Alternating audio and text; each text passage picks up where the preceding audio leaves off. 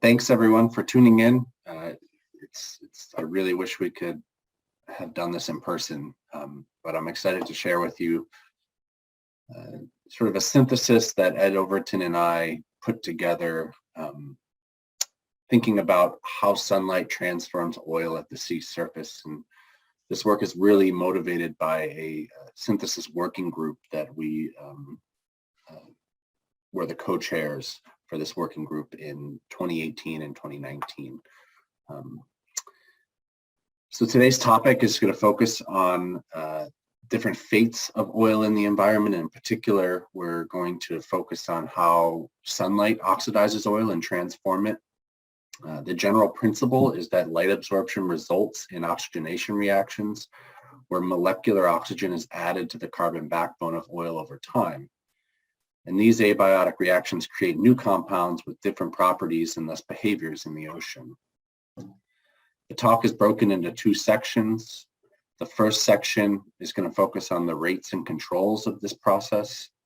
And then the second section is going to focus on the alterations of oil properties and the impacts of these alterations, particularly with respect to oil spill response. Before the Deepwater Horizon, the perspective was that photooxidation was a secondary weathering process that impacts a negligible fraction of the oil and thus has negligible impacts on mass balance and trajectory models or the effectiveness of oil spill response operations. So here's a quote from Oil in the Sea 3, stating that photooxidation is unimportant from a mass balance consideration. And then another quote from the ExxonMobil Oil Spill Response Field Manual stating that the effects of photooxidation are negligible relative to other weathering mechanisms. And this weathering schematic published by ExxonMobil shows that photooxidation is expected to occur on timescales of days and weeks, much slower than other weathering processes, and it impacts a negligible fraction of the spilled oil. You can see that here where this bar is much, much smaller than the other fractions of the oil.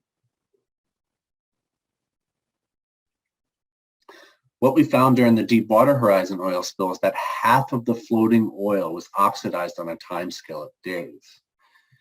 Here we have three different measures of oxidation: elemental oxygen content in black, carbonyl carbon content in blue, and oxidized hydrocarbon content in red.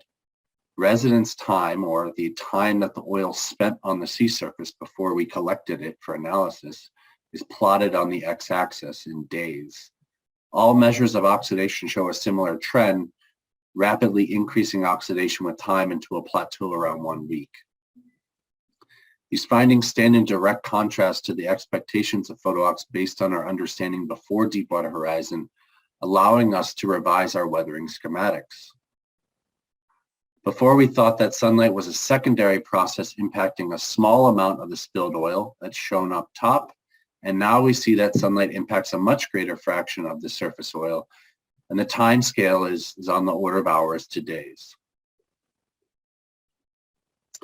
Okay, so now we know that photooxidation was an important fate of Deepwater Horizon surface oil, but what do we know about the controls of photochemical oxidation? I thought it would be useful to you all to write out all of the possible factors in a flow chart so you get a sense of how complicated photochemical oxidation of oil is at sea. The rate of oxidation is driven by two variables: the apparent quantum yield, which is essentially the efficiency of the reaction, times the rate of light absorption. The apparent quantum yield is influenced by the type of oil that's spilled, the type of light that the oil absorbs, the availability of oxygen. Remember, these are photooxidation reactions, so oxygen is needed. And then also how long the oil is out on the sea surface. It's possible that the rate of reaction decreases with time, or at least isn't stable with time. Light absorption is influenced by the type of oil. So, light oils absorb different types of light than heavy oils. The wavelength of light, the thickness of the oil. A really thin film it isn't going to absorb all the light, but a thick film will. and irradiance, which is just a factor of the time of year, the location of the spill, and then the conditions, such as cloudiness. Mathematically, you can take all this information and you can actually calculate rates of oxidation of oil at sea. I'm not going to spend too much time on this, but I just want to give you a concept or explain to you that this framework exists, right? So we have a framework to actually quantify how fast these processes happen, and now it's on us to fill out this framework with empirical data. So again, I said before that there's two variables, the apparent quantum yield and the rate of light absorption. The apparent quantum yield is just the efficiency. It's how photoreactive the oil is, how much oil gets oxidized per light absorbed. And then the rate of light absorption can be broken down into several factors. It's a function of how much light is actually available for oxidation, right? So there's less light available in the winter up in the Arctic than there is in the summer. But it's also a function of how strongly the light is absorbed. That's shown in red here. This is the attenuation coefficient of the oil. So a dark oil, a bitumen oil has a higher attenuation coefficient than a light sweet crude. And then lastly, it's a function of how deep the oil film is, right? The rates of reactivity are going to depend on if it's a sheen or, a thick slick. We actually, for the Deepwater Horizon spill, we measured a lot of these parameters, and I'll show you some of these results, and we calculated rates of oxidation throughout the entire spill. It was quite a process doing this, lots of work. The first thing we measured was how efficient the reaction was. So we were doing these experiments in the lab, and we used lab-weathered and field-weathered oil. The x-axis here is just wavelength. It's the type of light that's available. The y-axis here is how much oxygen is being consumed by the oil by sunlight. So it's uptake of oxygen by the oil, where oxygen is being added to the carbon backbone of the oil. And what we find is that the yields decrease with increasing wavelength, which is not too surprising. But the slope in this case wasn't very steep. If you combine these yields with the amount of light that's available during the spill, which as you can see here from this graphic varies by about an order of magnitude throughout the 102-day period of surface oiling, a lot of this variation is due to storms, and it's, for instance, there was a hurricane, right? And when there was a hurricane that came through, there wasn't much light to cause photooxidation. So you combine the apparent quantum yields with the amount of light you have, and you can actually calculate rates of oxidation for oil that is floating on the sea surface. And we did this for a really thin film, like a sheen-like film, and then a thicker film, like emulsive-like film on the top right. And this just shows you satellite aperture radar data documenting where the oil was and how thick it was over time. So together we can calculate these rates of oxidation, and in this case we're actually we're calculating how much oxygen was added to the oil throughout the 102-day period of surface oiling. And what's really interesting here is that even though this thick slick was a minor component of the surface area of the oil, most of the oil out there was a thin slick, it contributed substantially to the total amount of oxidation. And that's simply because, the thicker the slick gets, the more light it absorbs, all the way up to about, 100, 150 microns. What we found is that our observations of oxidation, so this is just a simple mathematical, here we're just simply multiplying the amount of oil that was on the surface by how oxidized it got. I mean, these are based on actual measurements in the field versus our modeled calculations. We get quite a bit of overlap, but you'll notice that there's huge error in these model estimates, and this is largely driven by the accuracy of the remote sensing tools to estimate how thick the oil actually is. To put this into perspective, for the Deepwater Horizon spill, this photooxidation term was comparable. It was the, at least 25% of the amount of oil that was mineralized or respired by microbes at the subsurface, right? So this is a major term in terms of fate. Moving beyond Deepwater Horizon, I think there's a lot of work to do to predict photooxidation rates in future spill scenarios. And I've sort of highlighted the variables that my lab and the community has been trying to prioritize moving forward. I'd argue probably one of the biggest factors is going to be this oil type. We just don't know how photoreactivity varies as a function of oil type. It's likely that there's different behaviors for the heavy oils or fuel oils than there is for the light sweet crudes that spilled in Deepwater Horizon.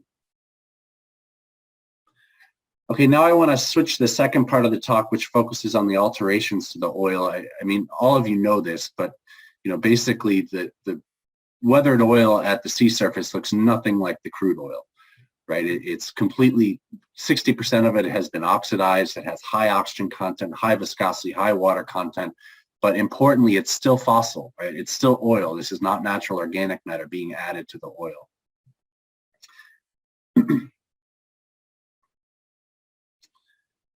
The question is, well, how did this happen? How do you oxidize 60% of the oil?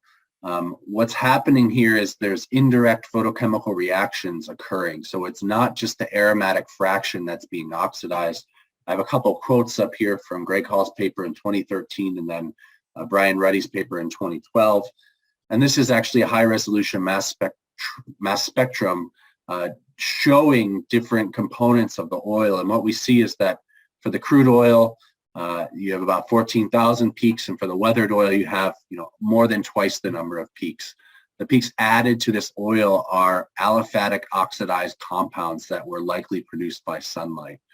They're non-chromophoric, meaning that they don't absorb light, so they had to be produced through indirect processes. What I mean by that is that there's two pathways of oxidation. You have direct oxidation and indirect oxidation. This direct oxidation term shown here on the left is pretty widely accepted, right? This is the concept that light-absorbing molecules like PAHs can be oxidized because they absorb light directly. But there's also a scenario where you have light-absorbing molecules that produce reactive oxygen species like singlet oxygen, peroxy radical, hydroxyl radical. These species have a broader capacity to react with a wider range of molecules, including the non-light absorbing fraction. And this is how you oxidize all these different shapes, right? So these represent different components of the oil, including the alkanes shown here that get oxidized by sunlight.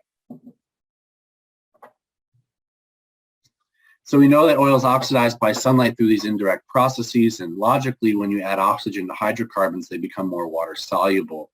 This has been known for 50 years, but what's new in our understanding is this continuum of oxidation. There's this really great paper that Phoebe Zito and colleagues put out last year where they show this continuum of photooxidation products. The x-axis is basically a metric for how oxidized the products are, and the y-axis is a metric for how abundant they are. And what you see is that there's this continuum of oxidation from oil-soluble photoproducts that aren't very oxidized to surface-active photoproducts that actually interact with water, to completely water-soluble photoproducts in blue. And these are the ones that leave the floating oil mass and dissolve into water. What's really important here is this surface-active fraction, right? These are you could consider them as surfactants that contribute to stable water and oil emulsions. And this has been reported before in the literature. In 1983, there was a paper suggesting that sunlight and physical mixing are the two most important components of producing stable water and oil emulsions. But what's new here is that we've actually have chemical evidence documenting that these surfactants are made.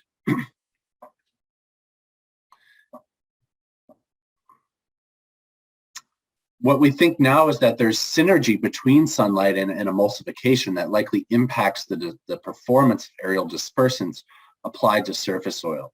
So here's a picture of crude Macondo oil that is undergoing the baffled flask test. It has negligible amounts of oxygen, trace amounts, really high dispersant effectiveness. These the dispersants work really well for crude and evaporated oil. But when you add sunlight into the mixture, you see that they just don't behave the same way. So in this case, we have an oil that spent 7 days at the sea surface, has 5 to 6% oxygen, and it has very low dispersant effectiveness. We've actually done some mathematical calculations to model this process, and you can read about it in this paper, but the gist here is that the applications of dispersants outside of these concentric circles represent low dispersant effectiveness.